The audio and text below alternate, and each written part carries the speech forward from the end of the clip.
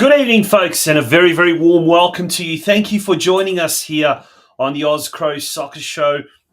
It is episode 15 this year, 70 in total. So we thank you very, very much for being a part of tonight's show. We've got a great show lined up for you tonight, but I am travelling solo tonight. My name is Tonchi Prusats, and I will be your host for the next 45 to 50 minutes, maybe even longer.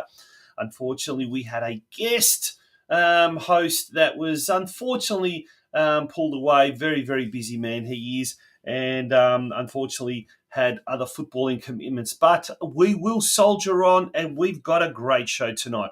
Apart from the usual news desk that we always have, we've also got a very, very special guest on tonight's show, and that person is going to be none other than the technical director of Dandenong City, Ljuban Palinic. He will be our special guest tonight.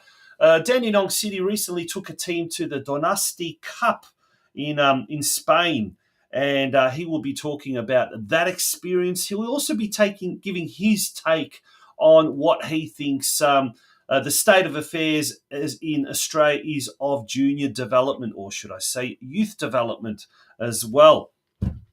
Have you ever wondered what it's like to be a professional footballer? Well, a very famous and a well-known Australian-Croatian footballer currently playing in Europe will show us. We've got a very special video report that's been taken from one of the Croatian TV channels over there, the sports TV channels.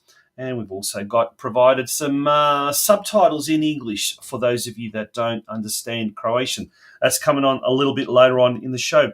Also got some new announcements with regards to the Australian-Croatian soccer tournament. Some announcements have been made in the last week as well, so that will also be coming up later on in the show.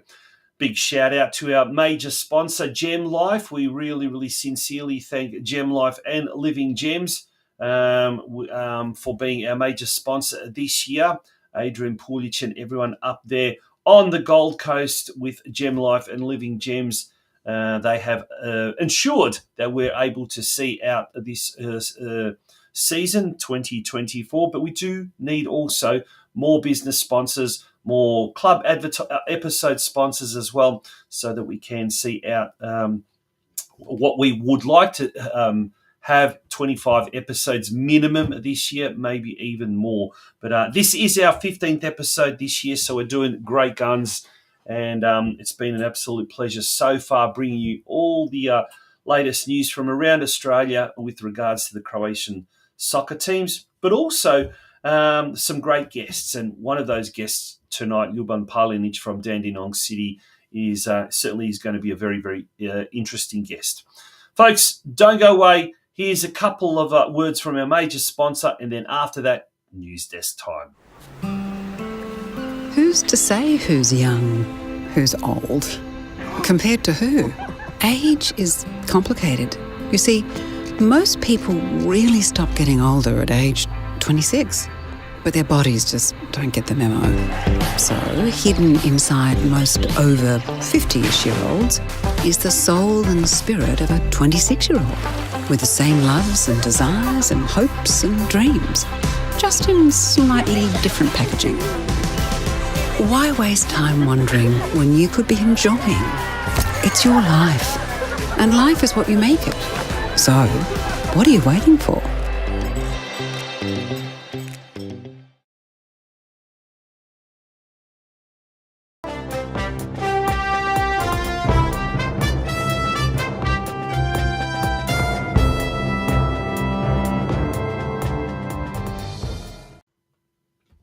Welcome back to the OZCRO Soccer Show, and it is time for the news desk. During the week, well, we had 7 league winners during the week. That is fantastic. That's a little bit more than our average. Our average recently has been about 5 or 6, so it is above average. And we'll start off with the first winners. Let's go from Gold Coast. So if we pop up that little slide again. Gold Coast Knights, they defeated Sunshine Coast Wanderers, and they've opened up a commanding 6-point lead at the top with 1 game in hand, 4 rounds remaining. So the Gold Coast Knights are looking very good. On to the Queensland Premier League, or the Brisbane Premier League in Queensland. It was round 17, and the Centenary Stormers hosted our Brisbane Knights, and the Brisbane Knights came away with a 4-1 win. The Knights hold a 5-point gap at the top of the standing with 5 rounds remaining. So well done there to the Brisbane Knights. If we move down south to New South Wales, 1 win and 1 loss. Well, the loss came in round 24 of the NPL competition. Rockdale City Suns defeated Sydney United 4-0. United lost to the top team and dropped to 5th spot. Apia and Olympic playing a midweek catch-up game tomorrow, and United will be taking on Apia this weekend. Hurstville Zagreb, though, they had a very good 3-1 win over Prospect United.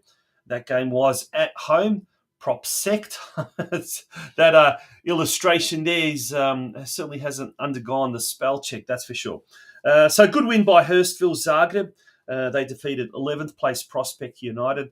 Now they'll take on 12th place Camden. They remain in 8th spot, 5 points behind the 7th place Granville Range, but they do have 2 games in hand. In Canberra, we had a 100% success rate. First of all, Canberra, Croatia defeated Woden Tigers 3-1. Tuggeranong United, they lost to O'Connor Knights 1-2. So the O'Connor Knights, they defeated Tigers 3-2 last Wednesday in a catch-up match. And with every team now having played 14 games, Canberra, Croatia are second. The Knights are third with the same amount of points. Croatia has better goal difference. Both teams currently trail the leader, Gungahlin United, by 2 points. In the Victorian NPL competition, Dandenong City lost to Hume City 2-4. Heidelberg United defeated Melbourne Knights 2-0 last Friday night. And St Albans came from a 2-0 deficit just before the break to overcome Altona Magic 3-2. So Dandenong City hanging by a thread in 6th spot. They're 1 point ahead of Port Melbourne, who are a further 1 point ahead of the Melbourne Knights. Dinamo, for the first time in a while, have jumped out of the relegation zone. They are in third last spot, 1 point ahead of Manningham United. Also in Victoria, in VPL 1 competition, round 22, North Geelong Warriors led Bentley Greens 2-0 at half-time, but the Bentley Greens caused a come-from-behind upset to down the Warriors 3-2. That game was at Alco Park. Effectively, the Warriors will now need to win their remaining 4 matches and also hope results go their way to avoid relegation to VPL 2 next year. In South Australia, a result that, we're not very happy with. No one will be happy with this result. White City Belgrade defeated Adelaide Croatia Raiders 3-1. Raiders have slipped dangerously close to the relegation zone, just 3 points above second last placed Adelaide Olympic. They're on the same amount of points as 10th place Para Hills Knights, who they play this week, and that is a real 6-pointer this weekend at the Paddocks. In Western Australia, round 16 of the NPL competition over there saw Armidale defeat our Western Knights 2-0. With 6 games remaining, Knights are just 7 points clear of the drop zone. A tough one this weekend. They come up against the league leaders, Olympic Kingsway, who smashed Perth Glory's youth team 6-1 last weekend. In the Western Australian State League, round 15 action, Guelph Croatia at home lost to Sorrento 4-0. With 7 games remaining, just like their sister club Western Knights, Guelph are just 7 points clear of the drop zone. Tough one this weekend against 4th placed UWA Netherlands, who beat 2nd place Dianella White Eagles last weekend. The South Coast Premier League, there were no games this weekend in round 17. In Newcastle, the Zone League 2 round 16, Newcastle Croatia was due to play Southern United, but that game was postponed. And then finally, let's turn to Tasmania. Huge result in Tasmania, and we've got some footage here. Game in Knights, Devonport Strikers. Well, the Glenorchy Knights at KGV Stadium scored a seismic victory in the 2024 NPL Tasmania title race, hammering the Strikers 4-0 to move to the top of the table after 14 rounds. It was a very nice 4-0 win against the Devonport Strikers last Saturday afternoon at the KGV Stadium in Hobart. Thanks to everyone that supported the Unite for Luna fundraiser, club officials said. And the goal scorers for the Rampaging Knights included Stefan Cordwell, he scored 2 goals. Riley Dillon, he scored 1 goal. And Josh Redfern scored another goal. So it was a very, very one-sided game. Fantastic facilities. We mentioned how the Glenorchy Knights just recently had opened their club rooms, and there's more plans afoot to really redevelop KGV Stadium as their own stadium, both on and off the park there. Another great goal there, the third one there. So with 14 rounds gone, 7 rounds remaining, Glenorchy Knights have jumped the top spot. They are 2 points clear of second place South Hobart. Now, no games this coming weekend. And just to note that the Knights will travel to the mainland to take on NWS Spirit in Sydney for the Australia Cup on Wednesday, the 7th of August. Now, after the game, our very own Jack Gould caught up with Jack Sherman, the Glenorchy Knights head coach. He was down there, and big shout out to Jack. It was his birthday over the weekend, and he celebrated it by returning to his workplace. We're at KGV, round 14, Tasmanian National Premier League action, and it was a fantastic victory to the home team, the Glenorchy Knights, by 4-0 over the Devonport Strikers, and we're joined by the first grade coach, James Sherman. James, I thought the performances of poise, there was a lot of execution and plenty of patience, and the boys are really in control, and a fantastic victory for the club tonight. It was, yeah. We played with some real quality, I thought, with and without the ball. Showed lots of discipline defensively, and I thought going forwards in transitioning in particular we were excellent. And then in the moments where we needed to put our foot on the ball and dictate the game, I think the 4th goal shows that. So yeah, we're very good today. That early goal that came your way certainly paved the way, because I thought Devonport really shut out of the contest, and besides that penalty which they missed, they really didn't look like scoring tonight. Yeah, I'd agree with that. Like I said, defensively I thought we were super disciplined. We got, I think, perhaps a little bit of fortune with a deflection to fall a step in the box for the first time, and then after that I think we just really got into the game and, like I said, controlled the narrative and were clinical at times. If results go your way tonight, you could be top of the league as well. Yeah, potentially. I mean, I think all we can do is look to try and win every game, and that'll give us a good chance of winning the league.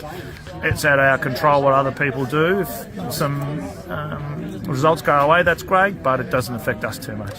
James, no doubt half your thoughts are for the big Australia Cup clash on August the 7th against Northwest Sydney Spirit up at Christie Park. How do you things going at the moment for you to going towards? We're certainly starting to look at that fixture more now. I wanted to make sure we didn't get sidetracked away from today's game. So yeah, look, I mean, I've watched them a handful of times now. They look quite a strong side. They'll give us plenty of problems. But I think if we stick to what makes us a good team, we're going to give them a good run, and I think that'll be the focus, certainly for the preparation leading up to it. And we get there on that Wednesday night and hopefully give them a run. Absolutely, mate. Round of 16 beckons, doesn't it? Yeah, sure does. Well, James, congratulations on a very, very good victory tonight over a very strong Devonport team, and we wish you all the very best for the league here in Tasmania. Thanks, and also for the Australia Cup.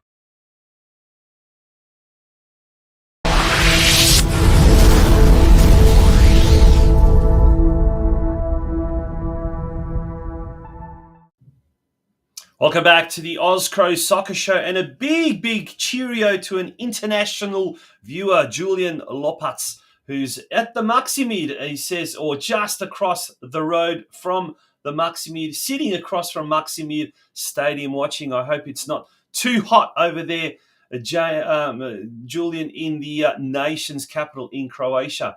All right, we're going to move now over to, first of all, the O'Connor Knights. Yes, they've got a huge event coming up very, very shortly, when they take part in the Australia Cup fixture on Tuesday, the 30th of July, in exactly 2 weeks' time. And if you go to www.australiacup.com.au, there is a special feature on the O'Connor Knights. talking about the Knights making their first appearance in the Australia Cup finals. It also goes on about a little bit of a profile about the club. They'll be making their first appearance in the Australia Cup finals when they take on Macarthur FC.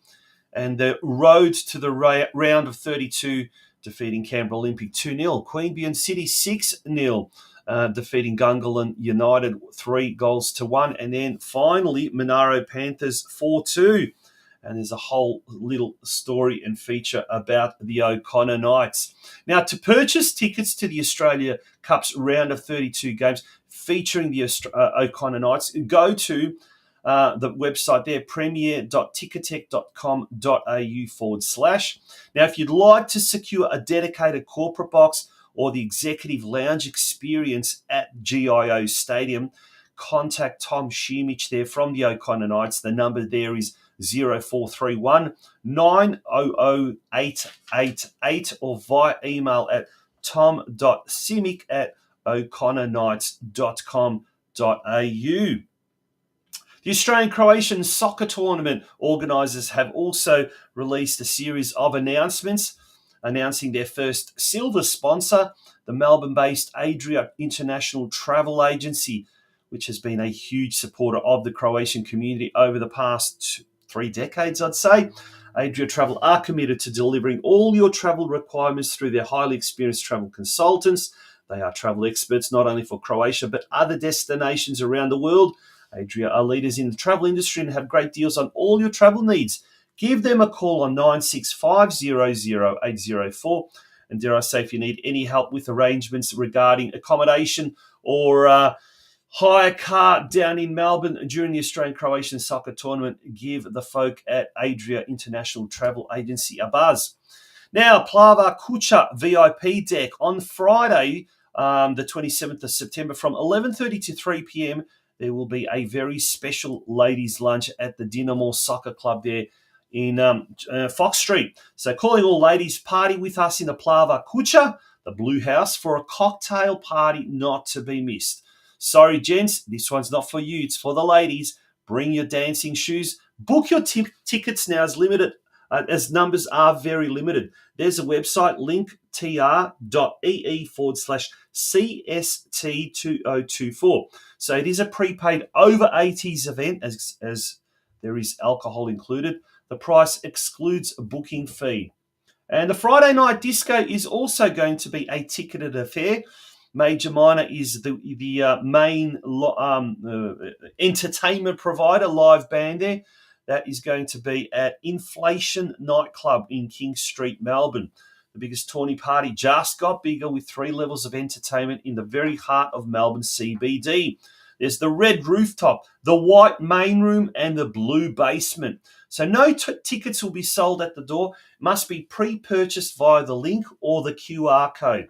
Strictly 18 plus event, no pass outs. And the website to book is exactly the same as the ladies' lunch, and that's linktr.ee/CST2024.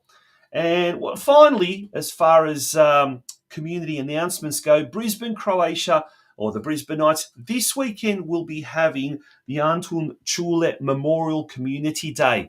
This Sunday, kicking off with community mass at the Croatian Catholic Centre at 10:30. There's a community lunch at the Croatian Community Centre in Rockley at 12:30. The under-23s then kick off at 2:30, Knights versus Redcliffe. And then the memorial game taking place after that when the Knights play Redcliffe at 4:30 p.m. And there is all the information that you need. We'll leave that up just a little bit longer. And now let's go through the fixtures. This weekend's home matches. So the Brisbane Knights, as we just mentioned, they'll be taking on the Redcliffe Dolphins. So it's a case of first versus ninth in the Brisbane Premier League this Sunday at the Croatian Sports Centre in Rockley.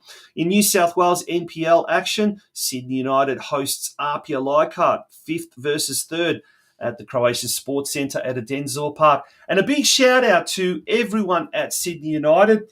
There's the cap there from last week. They looked after us last week when we did our live broadcast, our first live broadcast. There were a few little issues with Wi-Fi and technology, but we did, in the end, we did sort it out. And it's my pleasure to say that we had over 4,000 views just on our official Facebook page.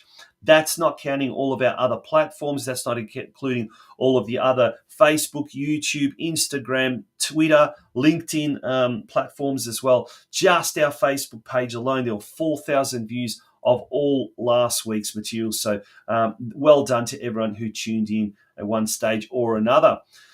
In New South Wales NPL 2 action, Zagreb Hurstville are 8th and they host bottom side Camden Tigers Friday night at Penshurst Park at 8 p.m. In ACT NPL action, O'Connor Knights 3rd taking on the 4th placed Tigers. That's this Saturday at the O'Connor Enclosed, kick-off at 3 p.m. On Friday night in Victorian NPL action, the Melbourne Knights taking on 9th placed Altona Magic. A must-win game for the Knights after going down to Heidelberg last week. That game at Knights Stadium kicks off at 7:30 p.m. And Dinamo, St Albans Dinamo, a rejuvenated St Albans Dinamo. They're in third last position, but they've got a tough one this week against third-placed Oakley Cannons. That game at Churchill Reserve at 3 p.m. on Sunday. The away matches, Gold Coast Knights travel to 7th-placed Brisbane City in Queensland NPL action on Saturday night at 6 p.m. In the ACT NPL, this Saturday afternoon at 1:15, Ugali, bottom-placed Ugali, taking on second-placed Canberra, Croatia. In Victorian NPL action on Friday night, South Melbourne, who are first, take on Dandenong City, who are 6th at the Lakeside Stadium. In VPL 1 action, Eastern Lions 11th host North Geelong in 14th. Must-win game for the Warriors. If they lose this game, pretty much that is it for the season, and they will be relegated to VPL 2 next year. No one wants that.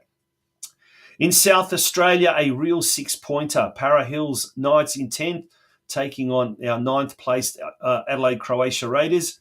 That game kicks off at 3:30. Over in the West, first-placed Olympic Kingsway, taking on our Western Knights, who are in 8th position. Game kicking off at 5 p.m. on Saturday evening. And in the Western Australian State League, UWA Netherlands 4th taking on Guelph Croatia 9th. That game also kicking off at 5 p.m. on Saturday afternoon. And certainly last but not least, we've got Wollongong Olympic, who are in 12th, hosting our South Coast United in 9th position in the South Coast Premier League in Wollongong. That game on Saturday afternoon at 3:15 p.m. Quick reminder just about the Australia Cup fixtures coming up very, very shortly. The O'Connor Knights taking on Macarthur FC Tuesday night, July the 30th. In 2 weeks' time, we will not be going to air that Tuesday night. We will be going to air the following night on the Wednesday, so that everyone will be able to tune in and watch the O'Connor Knights do battle against Macarthur FC. A week later on the Wednesday, then Glenorchy Knights travel to Sydney to take on NWS Spirit. That game will be at Christie Park and also a 7:30 p.m. kickoff. Alrighty, it's time for a little bit of an ad break, and when we return, we will have a day with a Hajduk player. And that Hajduk player is our very own Australian-Croatian footballer, Noah Skorko. And if you've ever wondered what it's like to spend a day or be a professional footballer, this short 4-minute video report from Hajduk Digital TV shows what it's like to spend a day with Noah Skorko, the former North Geelong Warriors youngster who broke into the senior ranks about 2 years ago. 2 years ago, he's playing in front of 200, 300 people in Geelong. Nowadays, he's training with the likes of Ivan Perisic, Marko Livaja, and Filip Krovinovic, etc. We'll be back after this short break with that very special report on our very own Australian-Croatian footballer, Noah Skorko. Ready to score big on the global stage? Join Citizen HR for sporting opportunities. Tired of feeling like a stranger in your locker room? Long for a sense of belonging in the global sports community? It's time to consider becoming a Croatian citizen with Citizen HR, your gateway to a second passport for sporting excellence. At Citizen HR, we understand the emotional weight of your athletic journey. It's not just about victories, it's about belonging, security, and a connection to your sporting heritage. Our mission is to make the process of obtaining a second passport for sporting purposes as smooth and stress-free as possible. Access experts who specialize in citizenship via special interest, guiding you through every step. From paperwork to strategy, we're here to ensure you have everything you need. As one user, Kate KC attested, easy to use and great selection of experts available. Don't miss out on this game-changing opportunity. Download Citizen HR today and redefine your sports citizenship. So what are you waiting for? Head over to https://citizenhr.app today. Use the code AUSCRO for 50% off any biography translations you order.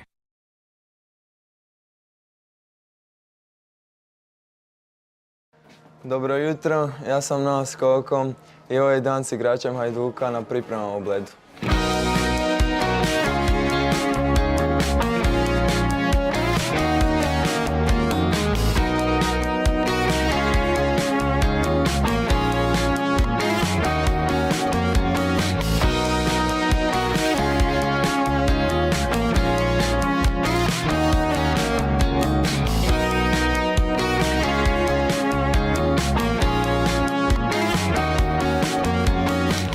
Ujutro pijem vitamine za imunitet.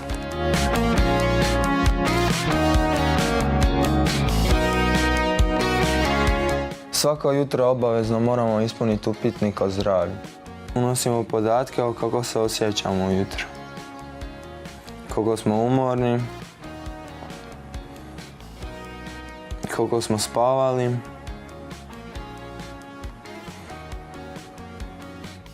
Ujutro jedan jogurt I granolu najčešće I dosta voća.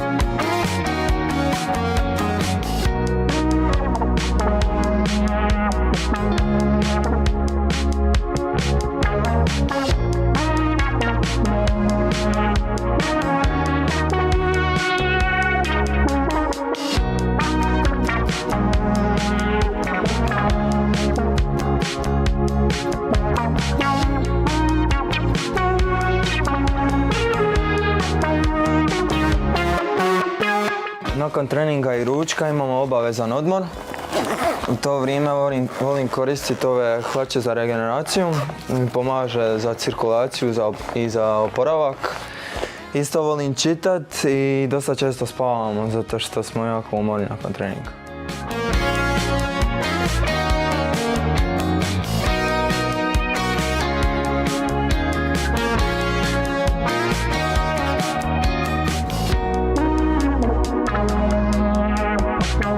Danas smo imali cijelo popodne slobodno. To vrijeme volim iskoristiti vanka s prijateljima kroz neku šetnju. Prije toga smo imali video analizu od utakmice protiv Šaktara. Na analizi su nam video analitičari izvukli 15-20 videa što se tiče naše faze obrane, faze napada. Pokazali nam šta smo napravili dobro, šta možemo malo bolje I sve skupa to je trajalo možda nekih pola sata. I sad nakon ovoga imamo večeru.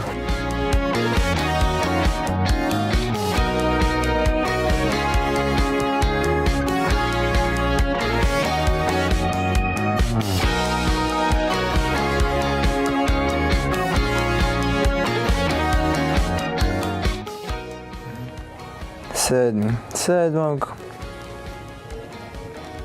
Danas me HDTV pratijam. Ček, ovo ostalo nije za kameru. Svaki dan predvečer pišem u svoj dnevnik kako se osjećam, što sam radio preko dana i neke ciljeve.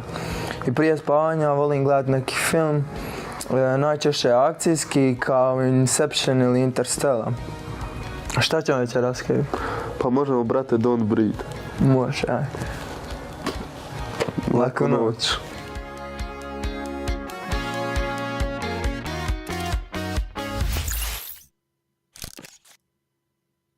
There you go, Geelong's own OZCRO, former North Geelong Warriors midfielder, now playing at Hajduk Split. Now, if you're a youngster watching that, hopefully that has really whetted your appetite to one day maybe become a professional footballer yourself.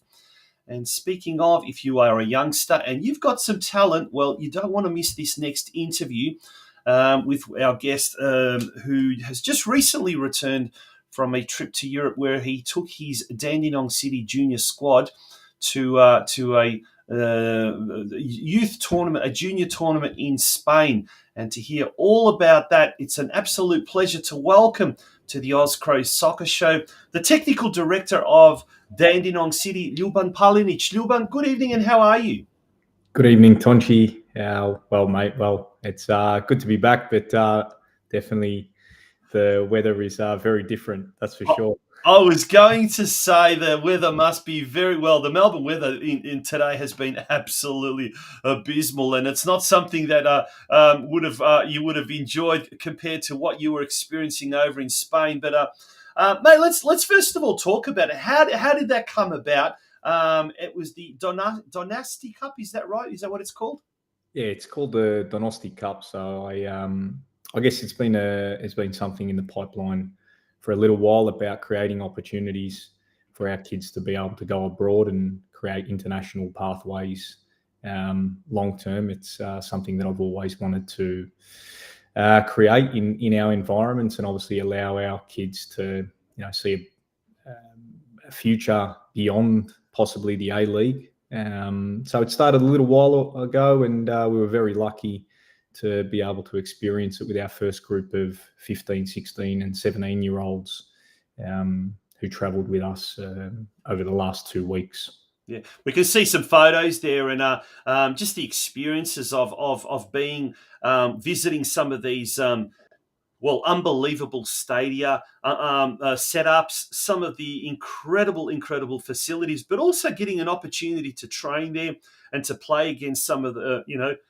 some of the best kids in their age group. How did the touring party find this, and how did the boys find it in particular?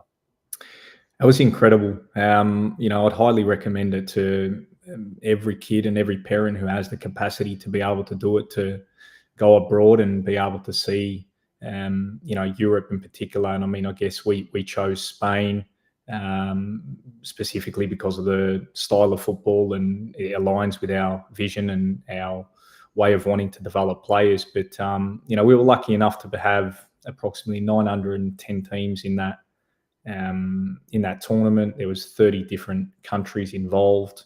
Wow. So we had a broad or a variety of games that were involved, and I guess we got an opportunity to also visit some of the stadiums, have some of the clinics with obviously clubs, and then the biggest opportunity for us as coaching staff was to be able to go and see the Barca set up, and obviously La Masia, as you can see there in the background. That was incredible. You walk up to the front, you have to provide your passport to be able to get into this facility. It's all locked, so it's not that anyone can sort of walk through. So that was incredible. It was a real eye opener, and I'm really glad that I did that with one of my obviously key coaches at the club, for us to be able to shape the future and create a better pathway for our kids here in Australia, because there is still, in my opinion, a big gap in comparison to what there is abroad. I mean, just the scope of what we see there with the facilities and that experience must have been absolutely mind-boggling and overwhelming. But at the same time, it would have been, I mean, I can only imagine it would have been very inspirational for the kids and the parents and the coaches there as well. But from your perspective, you personally, what did you most take out of the whole experience? So we'll talk about how many games they played and how they go and all of that kind of stuff. But what did you take away from the whole experience that you feel you're going to incorporate in your work as a professional coach? Look, I guess it's probably very difficult to try and replicate what is in Europe here in Australia. But one of the biggest things that I would say is an integral part in developing success is culture. And when I say culture, it's living and breathing football. When you talk to the person on the street, they're talking about football. When you talk to the guy who's serving you coffee, he's talking about football. So it's very difficult to emulate that in our environments, but it's certainly possible at Dandenong City by creating a culture where people feel that that's their club, that's their pathway towards professional football. I guess in many different environments, in particular with the NPL setup, is that you see a lot of kids moving from environment to environment, and we certainly want to create an environment where we're developing our own, and we're able to do that through retaining a high percentage of players within our environments who belong to the club. And looking at for example Noah Skorkle, I remember when I was at Melbourne Victory trying to get him to Melbourne Victory, and now I look back and go, I'm really glad that he stayed in his environment, because culture breeds talent. Yeah. And he was in a good environment with some great fantastic coaches, and obviously made the move at the right time, and with good experience of his father, who's seen a lot of what's around in and around Europe, made that call. And I certainly think that a lot more kids should be embarking on that journey, regardless of the outcome. It should be an experience. Yeah. It should be an opportunity to grow, not personally feeling that I must get my contract if I do go abroad. Yep. Now, that what you talk about culture conjures up a really interesting conversation I had a while back with John Didolitza, who, when he was the chief executive of the Players Football Association, the PFA, he actually produced a report about how important culture is to the development of young players, and obviously we know that people who are involved with our Croatian community-backed clubs, we know the importance of culture, and in many ways, even though I guess the pathways aren't there that they used to be once upon a time in the old NSL days, and we used to produce a lot of talented Australian Croatian players, we seem to be coming back now with young Noah Slunski, Anthony Didlitz in the Australian under-17 team, obviously with Noah Skorkle there as well. But we seem to have that something in our DNA with the Australian Croatian kids, that they seem to really football is such a big thing. If anything, we could harness, I guess, that cultural element of it.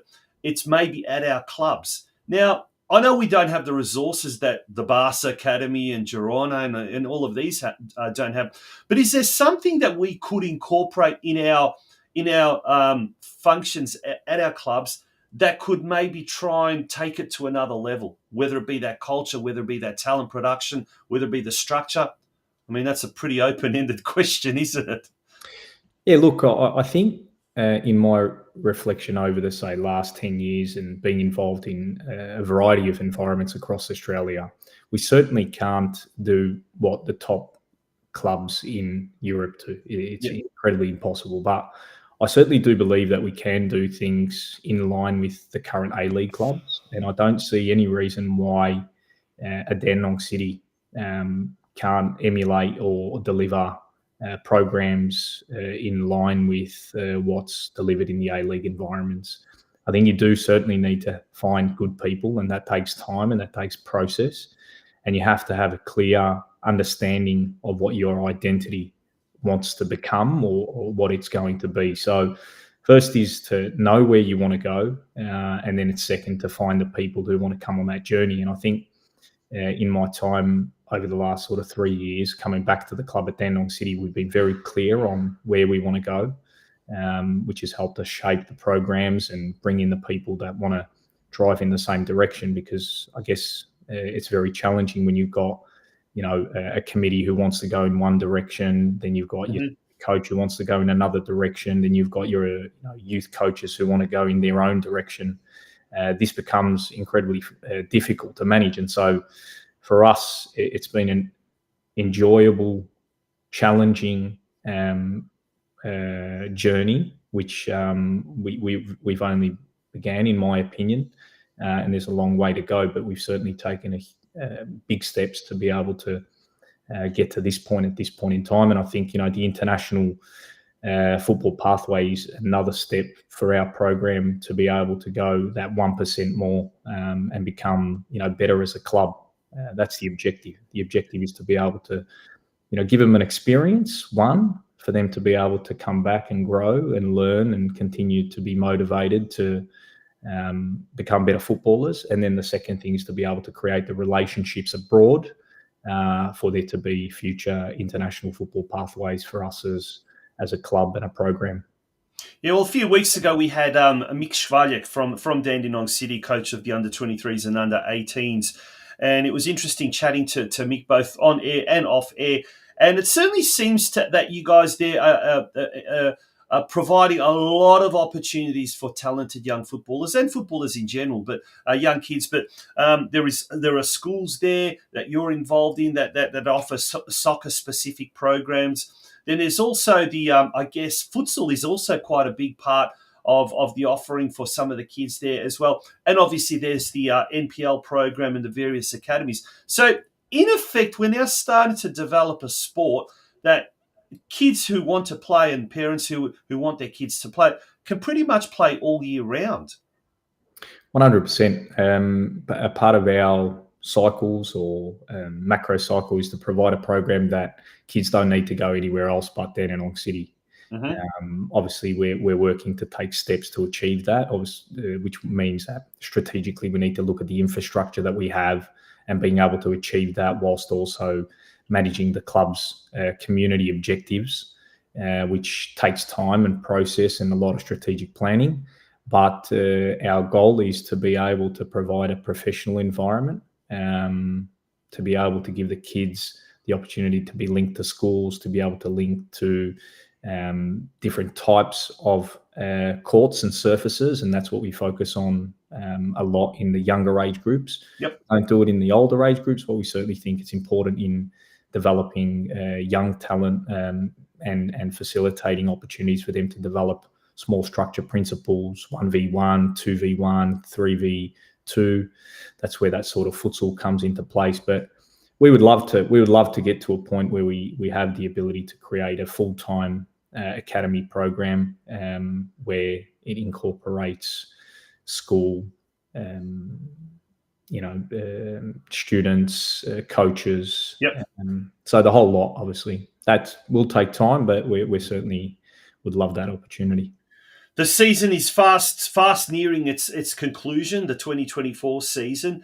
And then obviously then we've got the summer season before next year, the 2025 season comes around before we know it. Have you got any programs in place for the off season, whether it's futsal, whether it's academy competitions? What do you have in the pipeline for people that reside on that southeastern side of Melbourne or who are currently at the moment at Dandenong City? Look, our programs all run for approximately about 10 and a half months. We give about 6 weeks off across the year. It's not one 6-week block, but the objective is that in the off season, the younger age groups are engaged in futsal along with training, whereas the older age groups will be engaged in tournaments. And that's one of the things that I really observed in the kids that we brought overseas to Spain, in the 15, 16, 17-year-olds. We did a bit of an analysis on how many tournaments the kids had played in the last 4 years from the age of, say, 14 to, say, 17. And in that time, we were able to identify that the maximum amount of tournaments that they'd been engaged in was approximately 4 across 3 or 4 years.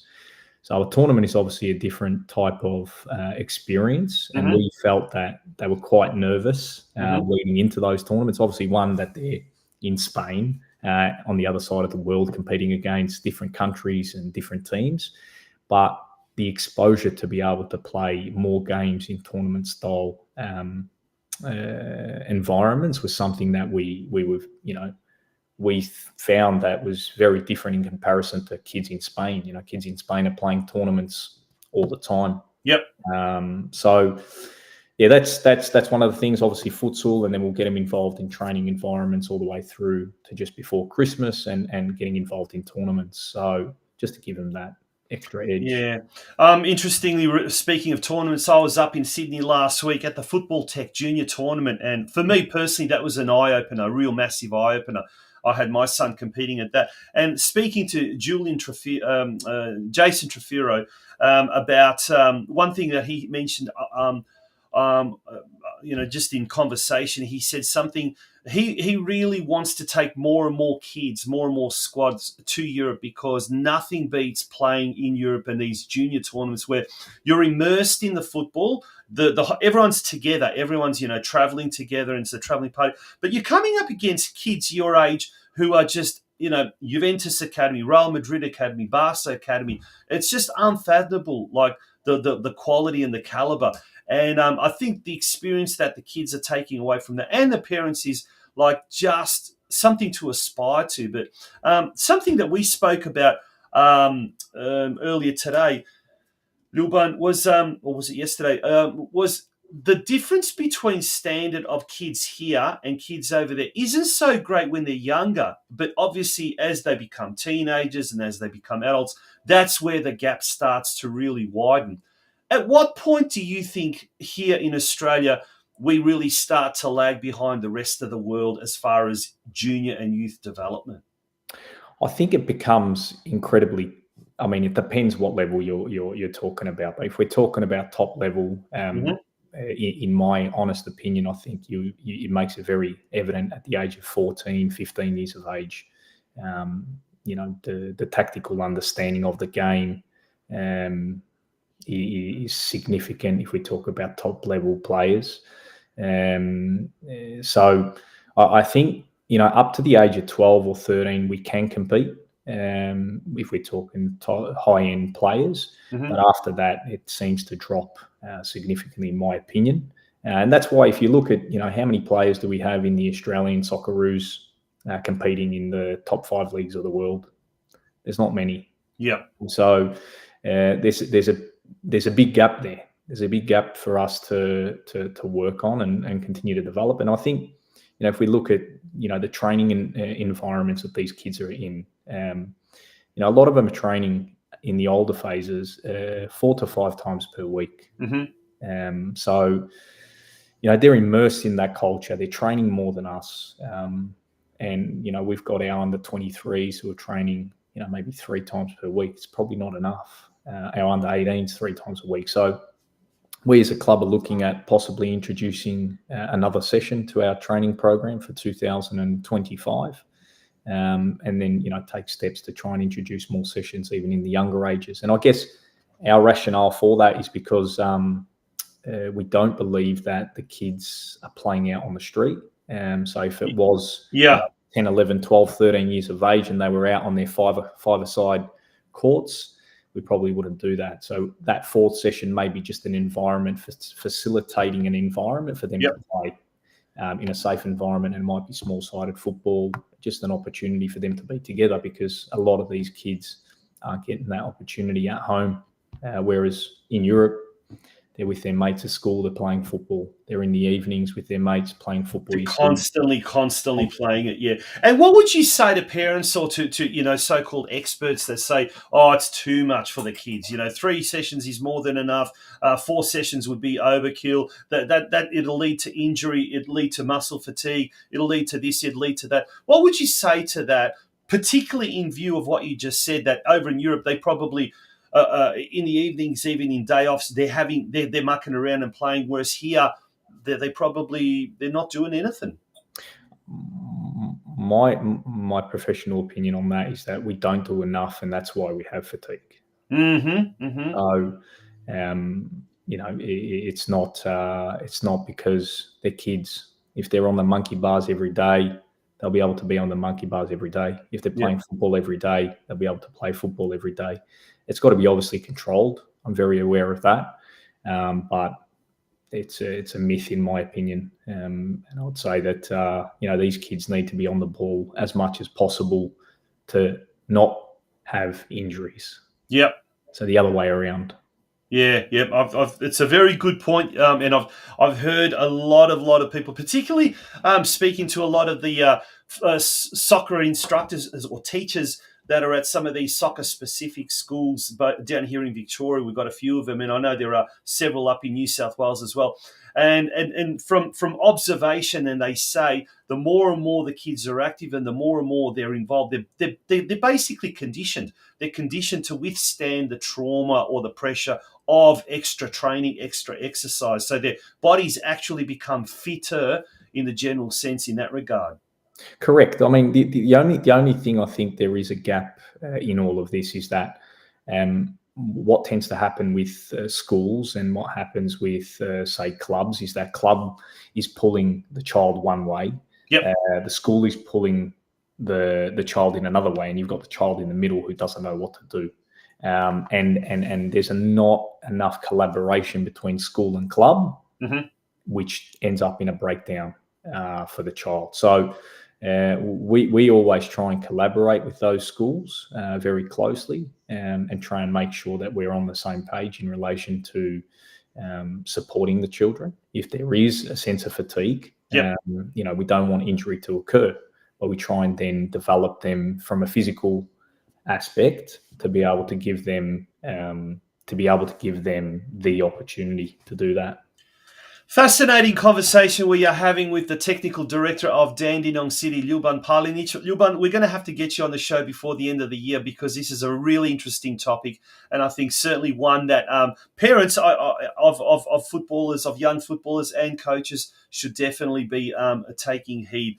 We're going to have to leave it there, unfortunately, but thank you so much for coming on the show. Really enjoy what you're doing out at Dandenong City. We're going to follow that very, very closely, and we certainly look forward to news of any more international tours coming up, no doubt within the next 12 months. Thank you, Tonchi, for the opportunity to be on the show. Good on you. Ljuban Palinic, he's a technical director of the Dandenong City Soccer Club. Folks, we're going to take a very, very short break. When we return afterwards, we're going to wind it up, but we've also got a couple of score updates as well of games having been played earlier tonight.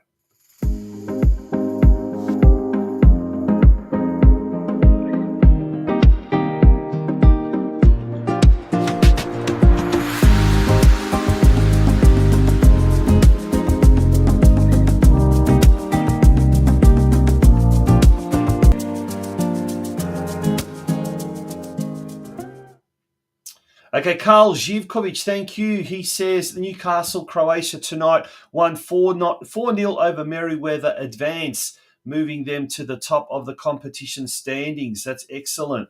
Well done. So there we go. A score update. Newcastle, Croatia won 4-0 tonight, Advance to go to the top of the table. Now, Karl also asks, Julian Lopatz, is that the bar across the stadium? Well, guess what? Here is a photo of Julian just moments earlier that he sent through at the Maksimir Stadium in the background. So good evening to Julian once again. And Gudagic, he goes, I wouldn't really call it much of a stadium. No, I think the Dinamo fans at the moment wouldn't really call it much of a stadium. But hopefully in years to come, we will have a new stadium in the nation's capital. Alrighty. Breaking news, says Peter Finker, not Croatian related, but Gareth Southgate resigns as England manager. There you go. Interesting stuff happening around the around the world. Now, with regards to the Croatian football over there, well, Hajduk Split has just announced it has sold all 15,000 season tickets. It only had 15,000 this year, not 20,000 like last year, because they're planning on doing renovations to the roof, much needed renovations. And even though the price was doubled, virtually doubled, those season's tickets were snapped up very, very quickly.